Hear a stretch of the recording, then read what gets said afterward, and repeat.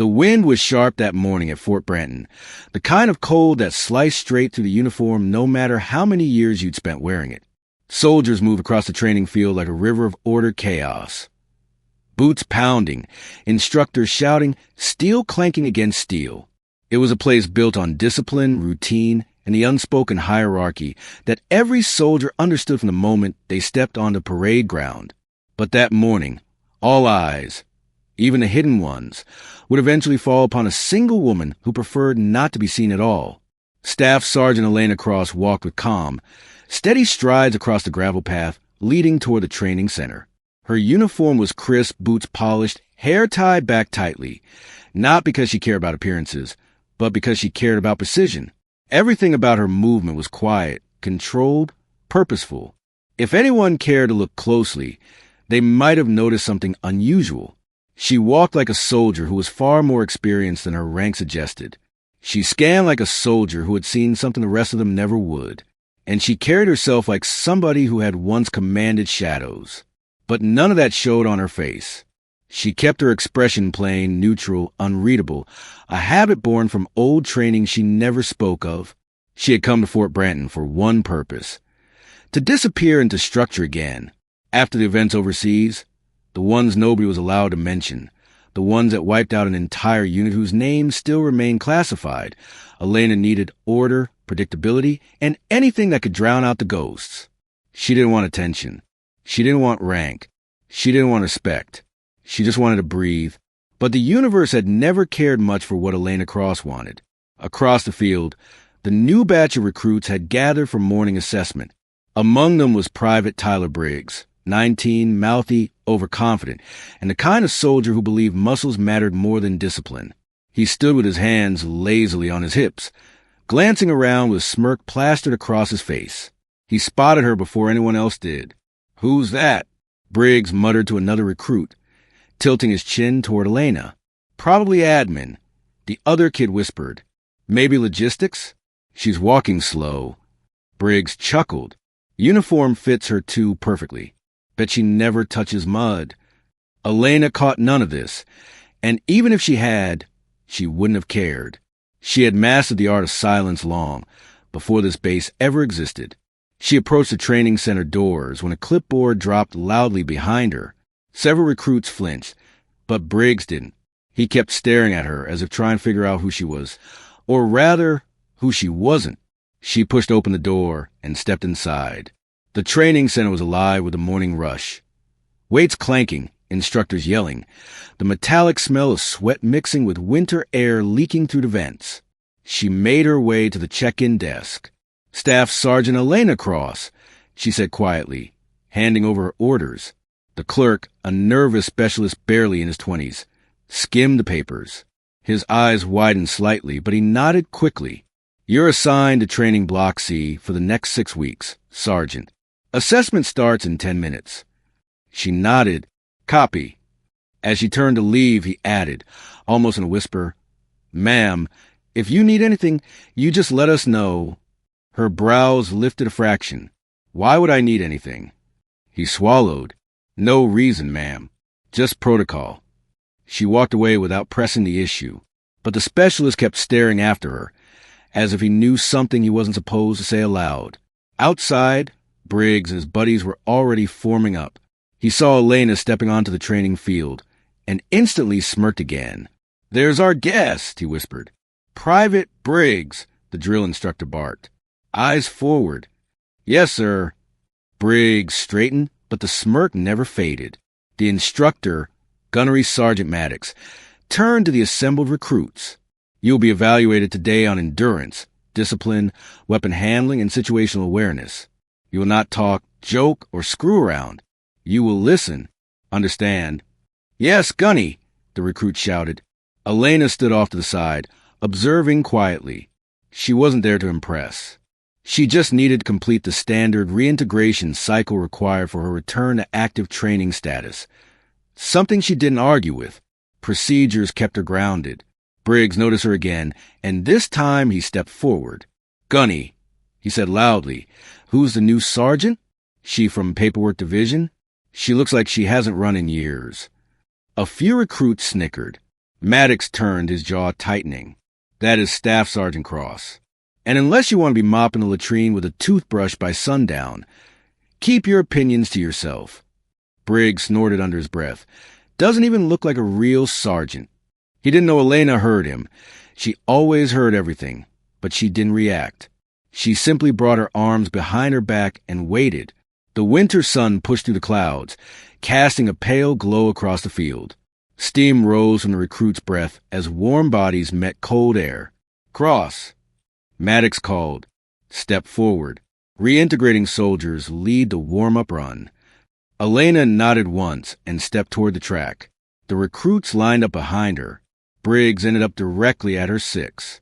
Try not to fall behind, Sergeant, he mocked under his breath. Elena didn't respond. She simply looked toward the track ahead, waiting for the signal. Maddox blew the whistle. The run began.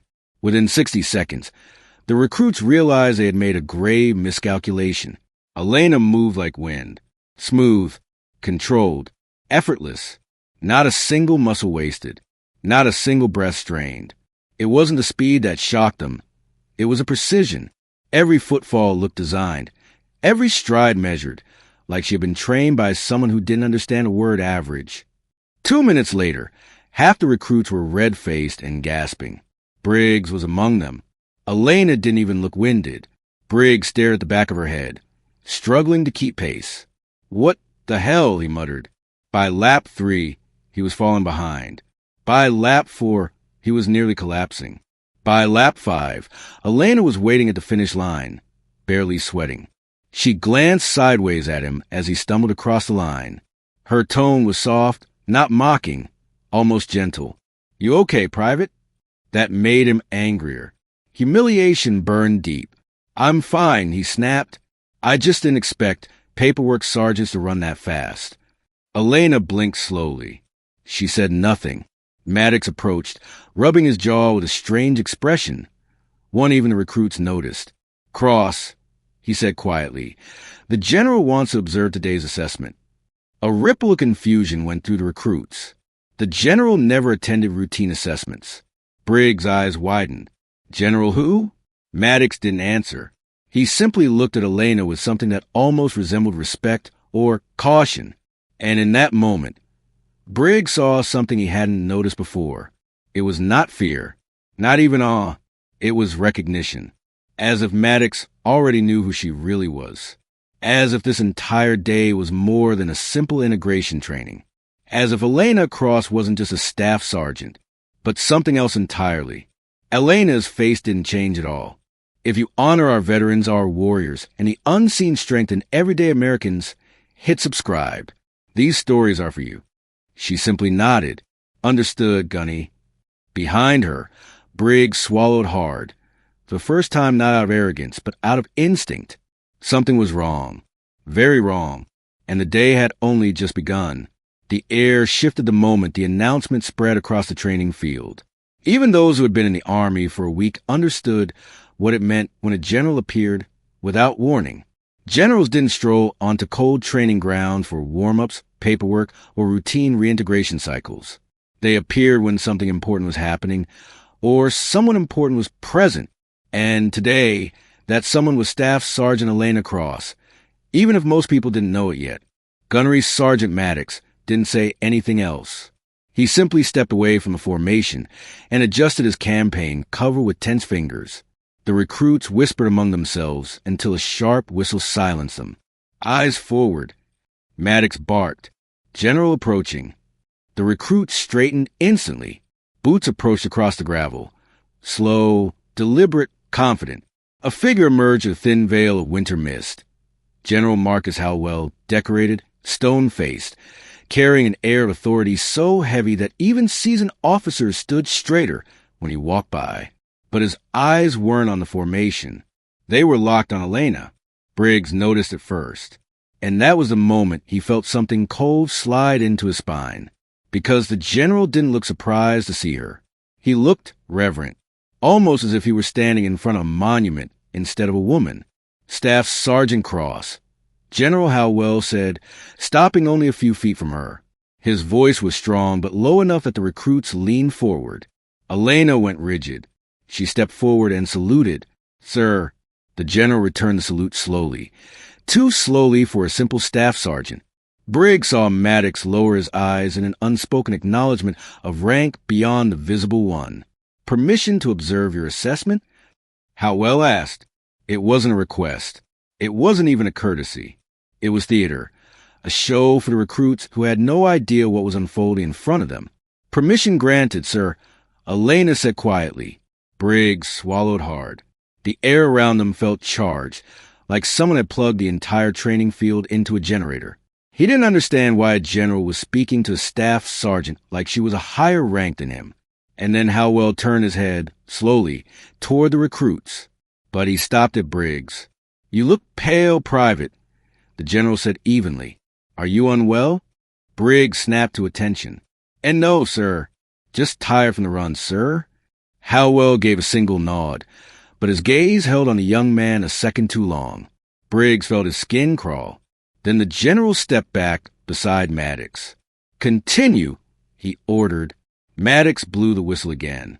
"Assessment 2, obstacle course. Move." The recruit sprinted toward the wooden structure. Elena walked calmly to the starting position. This time, Briggs made sure he didn't stand behind her. He positioned himself far to the right, away from her shadow. But he couldn't stop glancing at her. The whistle blew. Briggs charged forward, determined to reclaim whatever pride he had lost during the run. He wasn't the fastest, but he was strong, agile, and competitive. He leaped over the wall, crawled under the wire, and swung across the rope climb. For a moment, he thought he might beat her. Then he saw her move. Elena didn't run. She flowed. She didn't climb. She rose. Every movement she made was clean, economical, almost silent, like her body had memorized the exact angles needed to conserve energy. She never hesitated, never slipped, never flinched. She moved with the discipline of someone who had trained under conditions far harsher than Fort Branton's obstacle course. By the time Briggs reached the halfway point, Elena was already dropping from the rope tower with the ease of someone stepping off a curb. She landed like a feather and continued without missing a beat. "Oh my God," one recruit whispered. "Who is she?" another breathed.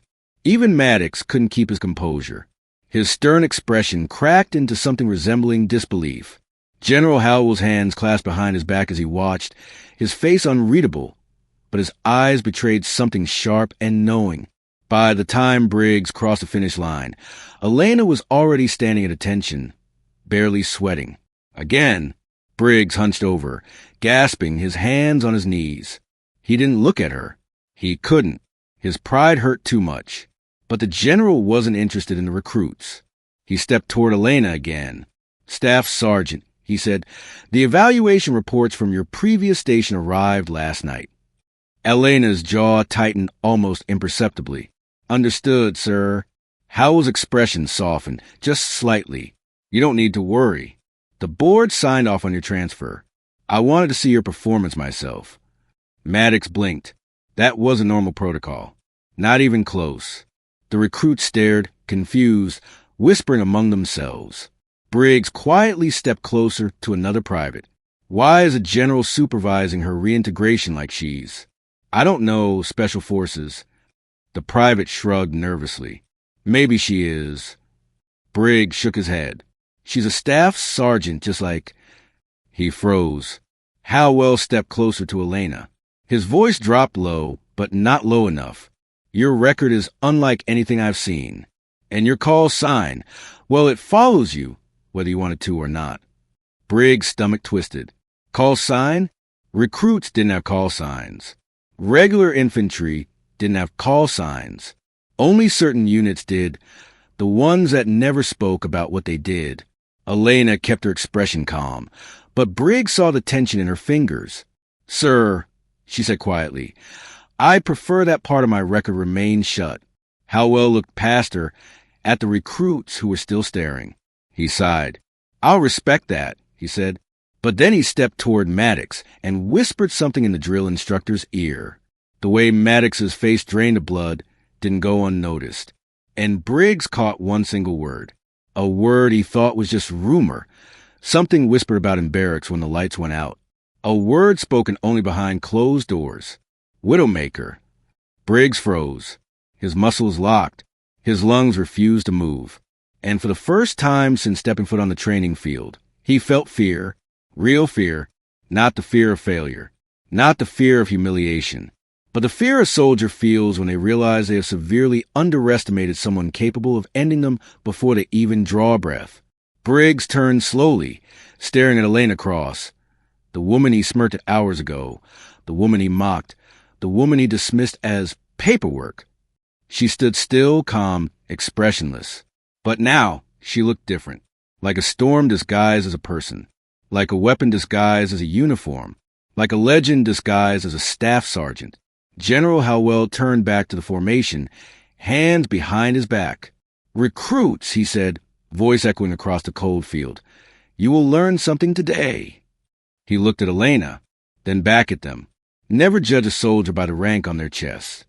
His voice dropped into the kind of silence that makes every heart beat louder, especially when their call sign once made entire rooms go quiet. Briggs swallowed hard, and Elena's eyes finally lifted, meeting his, not with anger, not with arrogance, but with the silent message. "You have no idea who I was or what I survived." The next morning arrived pale and cold, the kind of winter sunrise that made the training grounds look like a frozen battlefield from a forgotten war. Frost clung to the railings. Breath turned to steam.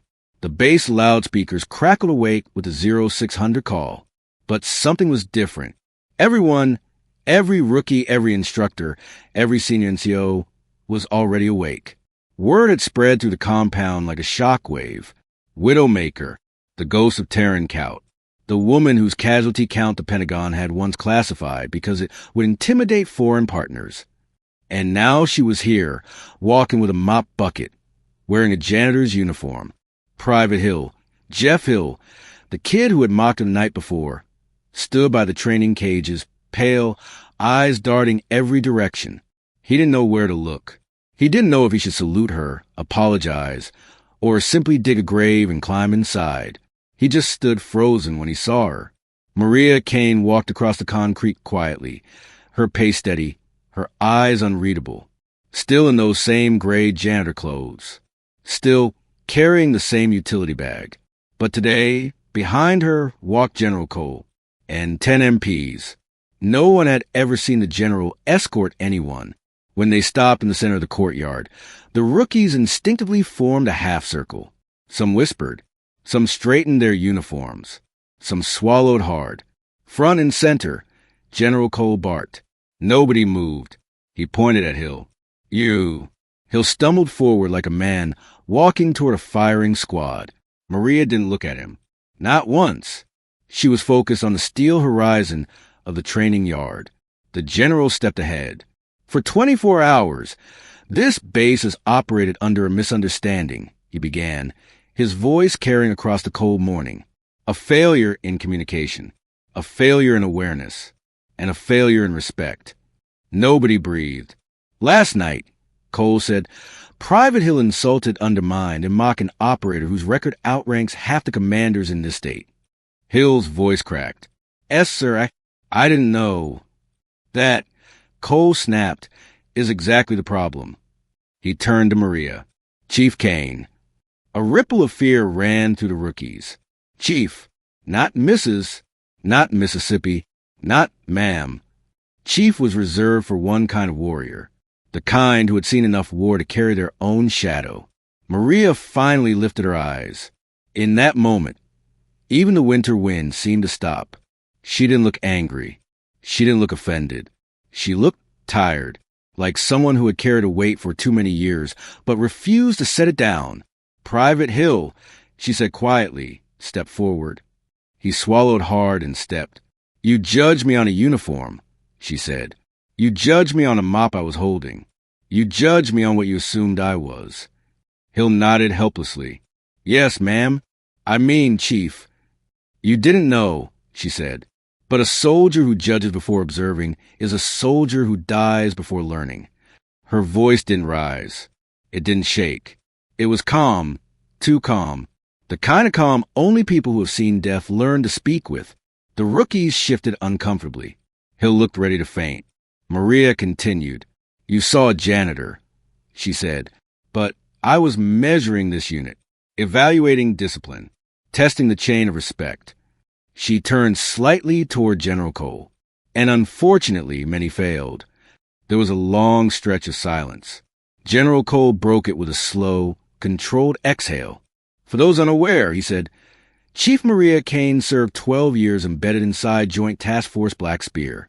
Her call sign was Widowmaker. She ran ghost extractions in Hellman during the years when most of you were still learning long division." Some rookies lowered their eyes. "She carried a wounded ranger across 2 kilometers of open desert while under hostile thermal scans." Cole continued. "She neutralized an insurgent team using nothing but a survival knife and a length of radio wire. She operated 6 combat tours after her husband died in service and refused medical discharge 3 times. Hill's mouth trembled. General Cole looked at him sharply. "You smirked," he said, "at her uniform." Maria didn't move. Hill finally broke. "I'm sorry," he said, barely audible. "I'm so sorry." Maria shook her head gently. "Don't apologize to me," she said. "Apologize to every soldier who comes before you. Every soldier who earned their scars. Every soldier you'll never see in history books, but whose sweat built your freedom." Hill nodded rapidly, tears building, but Maria wasn't finished. "You think being a soldier starts with barking orders or wearing stripes," she said. "It starts with humility, with respect, with shutting up long enough to learn from someone who has survived what you have not even imagined." Hill's chin touched his chest. Maria took a breath. "Private Hill," she said, "you're not being dismissed." He lifted his head, confused. "You're being given a second chance," she continued, "which is more than many people on the battlefield ever got." Hill's eyes widened. "You will report to me directly for the next 72 hours, she said. "You will run until your lungs quit. You will clean the armory until it shines. You will learn discipline the hard way and then the right way." Hill nodded so hard his neck nearly snapped. "Yes, Chief." Maria stepped back. General Cole turned to the assembled rookies. "Let today be carved into your memory," he said. "Not because a rookie disrespected a war hero, but because that war hero chose to teach instead of destroy." The wind rustled across the yard again. Maria turned away and began walking toward the far end of the training field, toward the obstacle course, her posture straight, her steps measured, her bag slung over one shoulder. But every soldier watched her like they were witnessing a living myth, a legend moving in silence. Hill stood trembling until General Cole spoke again. "Private," he said, "move." Hill snapped to attention and sprinted after her. The rookies watched him go. Some whispered, some exchanged glances, some stood in awe. But one thing was certain. The base would never look at the janitor the same way again, because she wasn't janitor. She wasn't even just a soldier. She was Widowmaker, and she had just begun. By noon, the frost had melted into thin silver streaks across the concrete. The sun stood sharp and white above the training grounds, exposing every flaw in every rookie who ran the obstacle course under Maria Kane's watchful eye. Private Hill was on his 34th lap. His legs shook with every stride. His breaths came in ragged bursts. His uniform clung to him, soaked in sweat and mud. He had stumbled twice, dropped his rifle 3 times, and nearly fainted once. But he kept running, because she hadn't told him to stop. Maria walked parallel to the track, her footsteps quiet, her expression unreadable. She didn't yell. She didn't threaten. She didn't mock. She simply observed, silently, intensely, like she was studying not the soldier's body but his character. Every few minutes she spoke a single word. "Again! Correct your stance. Reset the rifle. Fix your breathing." Hill obeyed instantly. He wasn't afraid of punishment anymore. He was afraid of disappointing her. Nearby, the other rookies pretended to focus on their drills, but their eyes drifted constantly toward the pair, toward the ghost-like woman who moved with a calm that didn't fit any normal training instructor. They had seen drill sergeants. They had survived staff sergeants. But this was different. Maria wasn't training Hill. She was rebuilding him, piece by painful piece. General Cole watched from the upper platform, arms crossed, a silent shadow at his side.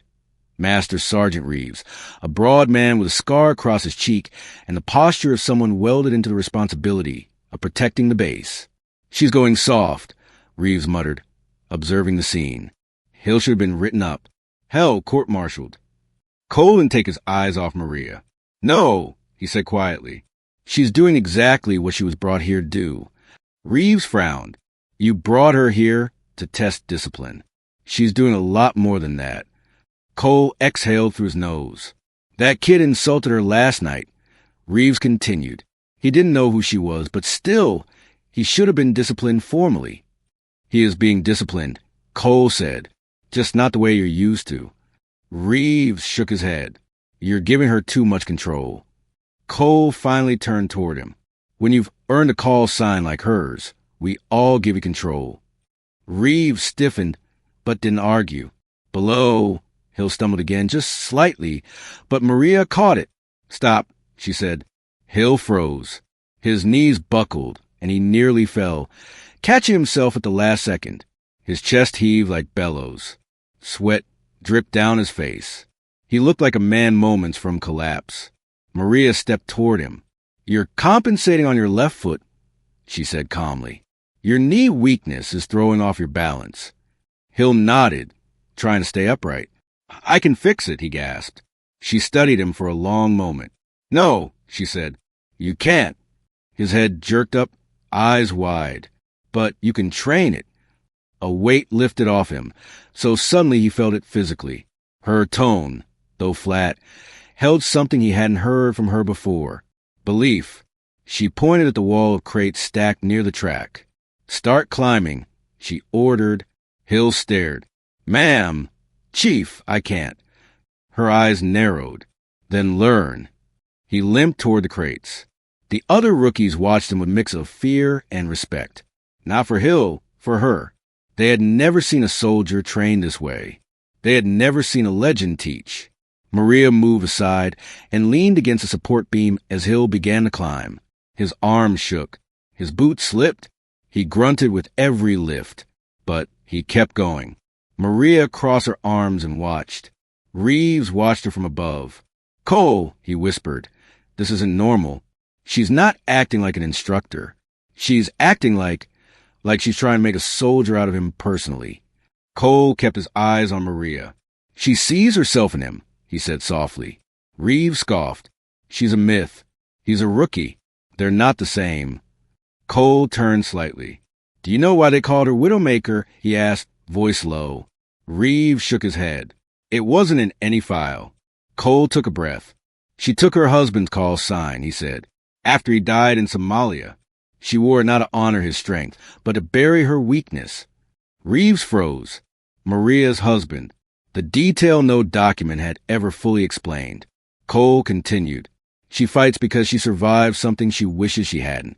And she teaches because she wants to prevent rookies like Hill from ever becoming a folded flag on someone's doorstep." Reeves swallowed. Below them, Hill slipped, his boot missed a top crate, and he fell hard onto the ground. Maria instantly stepped forward. "Up," she ordered. Hill groaned, gripping his ribs. "Up." He staggered to his feet. Maria crouched beside him. "You fall 7 times," she said. "You stand 8. Her voice was quiet, but sharp enough to cut through bone. "Do it again." Hill climbed, this time slower, more controlled, with more purpose. The rookies watched in silence, some with awe, some with guilt, some with confusion, all with respect. By the time Hill reached the top of the crate tower, his arms were shaking uncontrollably and tears burned at the corners of his eyes. Not from pain, but from the overwhelming pressure of wanting to earn the approval of the legend. He raised his hand in a small, exhausted gesture of victory. Maria nodded once, a silent acknowledgement, a reward more powerful than a medal. Hill descended and nearly collapsed when his boots hit the ground. Maria caught his arm before he fell. "You're done," she said. And for the first time since morning, Hill smiled, a broken, exhausted, grateful smile. Maria let go of his arm and turned toward the group of rookies, watching nearby. Her voice was steady. "You all think strength is measured by how loud you yell or how hard you hit," she said. "But a soldier's strength is measured in how he rises after shame." Her eyes swept over them like a searchlight. "What you witnessed today was not punishment." She pointed at Hill, who stood trembling but taller somehow. "It was rebirth." The rookie straightened. Cole felt a strange chill down his spine. Reeves whispered, "She wasn't brought here to test discipline, was she?" Cole finally answered, "No, she was brought here because we need her." Before Reeves could respond, a sudden alarm burst across the training field. A sharp, metallic blast. Everyone froze. Cole's radio crackled. "General, urgent. We have a security breach on the north perimeter. Unidentified vehicle. Possible hostile." Cole's blood ran cold. Reeves reached for his sidearm. Hill tensed. The rookies stood in fear. But Maria Kane turned slowly toward the north fence. And for the first time that day, she smiled. A cold, quiet, dangerous smile. A smile belonging to Widowmaker. And without waiting for orders, she began walking toward the threat. The alarm wailed to the training compound like a blade dragged across steel. Shrill, urgent, unmistakable. Soldiers snapped to attention. Boots thundered on concrete.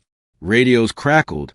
The calm winter sun that had warmed the grounds minutes before now felt like an interrogation lamp, exposing the base's fear. But Maria Kane, Widowmaker, did not speed up. She walked, slow, controlled, purposeful.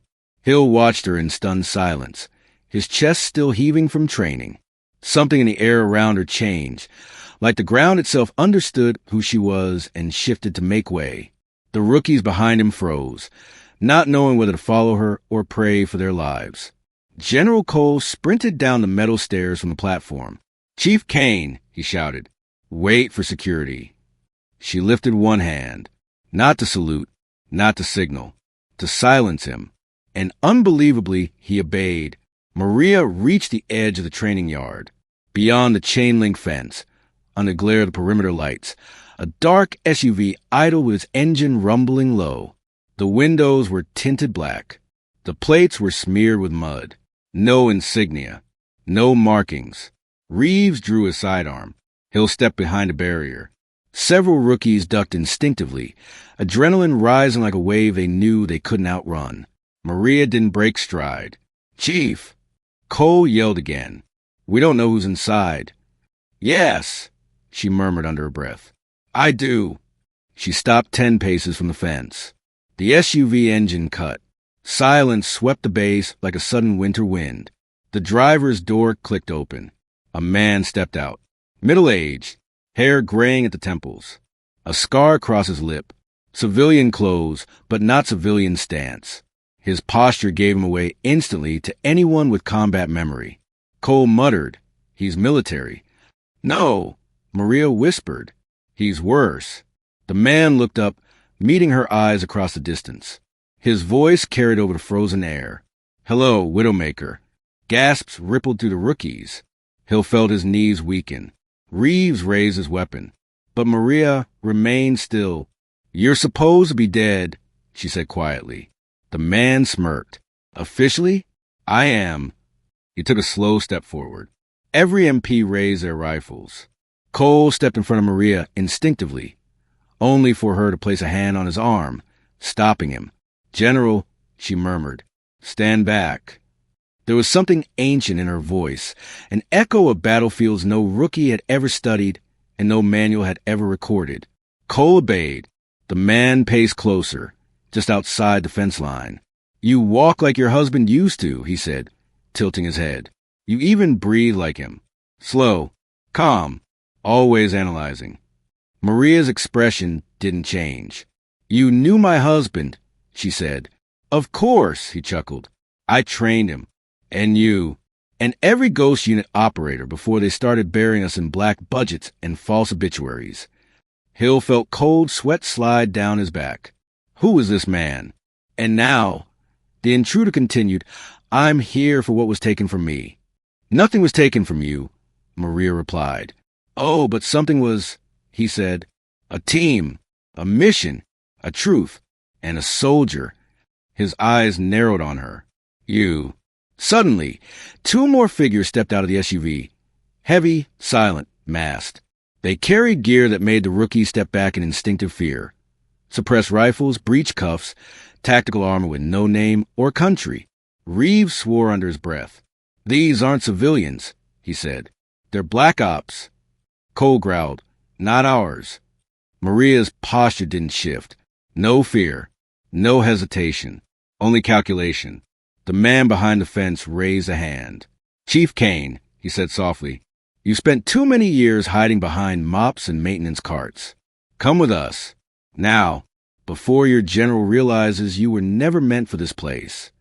Maria's eyes flickered with an old pain. Not fear. Memory. Hill felt something heavy twist in his stomach. He had mocked her, dismissed her, and now he was watching a ghost from her past try to steal her like stolen intel. Maria finally spoke. I'm not going anywhere. The man sighed dramatically. Then I'll take you by force. He snapped his fingers. The two masked operatives moved toward the gate. Cole roared, weapons up. MPs aimed rifles. Rookies flinched. Reeves braced a stance. The masked operatives cut through the padlock with bolt cutters in 2 seconds flat. The gate swung open. Hill expected panic.